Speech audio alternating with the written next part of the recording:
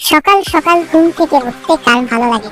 যাক, ঘুম থেকে উঠে আমার এক বন্ধুকে ফোন দিলাম। শালা প্রথম 2বার ধরলো না, 5 মিনিট পরে এক মিস কল দিল। কেমনটা লাগে। যাক, আমি আবার শালাকে কল দিলাম। কল ধরিস না কেন?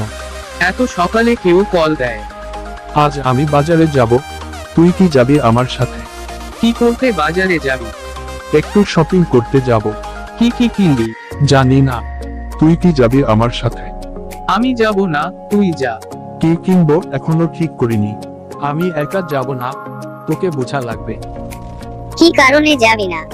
আজ বাজারে এক অনুষ্ঠান আছে, অনেক হারামি বেরিয়ে আসবে।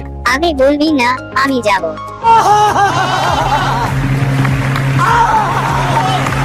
কখন বের হব? 10টায়। ওকে। আপনারা হয়তো ভাবছেন আমি বাজারে যাব কি করতে, বেডি দেখতে। बड़ा हरामी हो बेटा। না রে ভাই, আমার ফুফাতো বোনের বিয়ে 3 দিন পরে, আর আজকে জানা আমি, তাই বাজারে যাব কিছু কিনতে। একজনকে দিব, কাকে দিব পরে বলি, কারণ আমার বন্ধুও জানে না কাকে দিব। সকাল 10টায় আমি কল দিয়ে বলি কোথায় আছিস। শালা হারামি বলে আমি তো বাজারে চলে আসছি, তুই তাড়াতাড়ি আয়। শালা বেডি দেখার জন্য থামতে পারে না। যা হোক, আমি একটু ফিটফাট হয়ে একটা সানগ্লাস পরে বেরিয়ে পড়লাম। বাজারে গিয়ে এত বেডির চাপে আমি ভুলেই গেছিলাম যে কিছু কিনতে আসছি। शाबाश बेटा, बहुत बढ़िया मुन्ना। শালাকে বললাম চলে তুই দিকে যাই। এখানে কি বেডির অভাব পড়েছে নাকি? আরে ওই দিকে আরো সুন্দর সুন্দর আছে। আগে বলবি না চল যাই। আমি অনেক দোকান করলাম, কিন্তু কি নিব ঠিক করতে পারছি না, আর ওই শালাকে বলতে পারছি না। কিছু যখন ঠিক করতে পারলাম না, তখন ওই শালাকে বলতেই হলো। তোর পছন্দের কাউকে কিছু দিতে হলে কি দিবি? যাকে দিব সে কি বেডি নাকি? খালি মাথার মধ্যে বেরি আর বেরি। কাকে দিবি বলবি না? ধর বেরি তাহলে। কিরে কোনো বেডি পটাইছস নাকি? আমি এখন শালাকে কি করে বোঝাবো যে কাকে দিব। শালার সাথে এই বিষয় নিয়ে কথা বলা যাবে না। যাক বাদ দে, কিছু একটা রহস্য আছে। তুই দেখ বেরিটা সুন্দর না? কই রে, তুই দেখ। তুই তো ভালো হলি না, দেখাবি তো ভালো দেখেই দেখাবি। চল ওই দিকে চাই, চল। क्या बात है सर, क्या बात है सर, क्या बात, ये बात है। अरे सर, একটা দোকানের ছোট একটা জিনিসের দিকে আমার নজর পড়লো, আর আমার পছন্দ হলো, কিন্তু ওই শালার সামনে কিনবো কি করে। চল ওই দোকানে যাই। চলে। আমি দোকানে সেই জিনিসটা হাতে নিলাম। মামার দাম কত?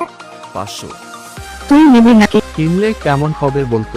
তুই এইটা কি করবি? মামা 200 টাকা দিবেন। না হবে না, আপনার জন্য 450 টাকা রাখতে পারবো।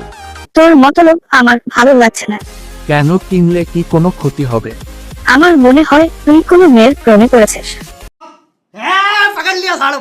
মামা একদম 300 টাকা দিবেন। 400 টাকা হলে নিতে পারো। হবি না, চল যাই। দোকান থেকে বের হয়ে চলে আসার সময় 350 টাকা হবে। আর 20 টাকা দিয়ে নিয়ে যাও। না মামা, আর দিতে পারবো না, হলে দিতে পারেন। আচ্ছা নিয়ে যাও। তোর কিছু একটা হয়েছে, কি হয়েছে বলতো? বক বক করিস না তো মামা, ভালো করে ফিটিং করে দেন, একজনকে দিব তো তাই। এই মেয়ের নাম বল। তুই চুপ কর, মামা দেন। মামা নতুন নতুন প্রেমে পড়েছে তো তাই একটু বেশি হচ্ছে। তোর নাকি শপিং করা লাগবে, চল যাই। আমার শপিং শেষ, চল বাড়িতে যাই। তুই বাজারে এইটা কিনতে আসেনি, আমি নিশ্চিত তুই তার যে প্রেমে পড়েছিস। বাজারে এটা কিনতে আসিনি, এইটা পছন্দ হলো তাই কিনলাম, আর কি।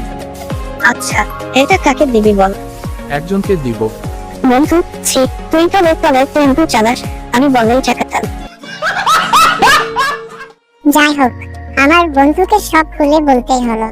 শালা তো আমার উপরে অনেক রাগ করেছে, কারণ আমি তার এক বন্ধু, তাকে এত বড় কথা বলিনি, তাই তার রাগ কমানোর জন্য তাকে বললাম। আমার ফুফাতো বোনের বিয়েতে নিয়ে যাব। যাবি? তোর বিয়ান থাকলে আমি যাব।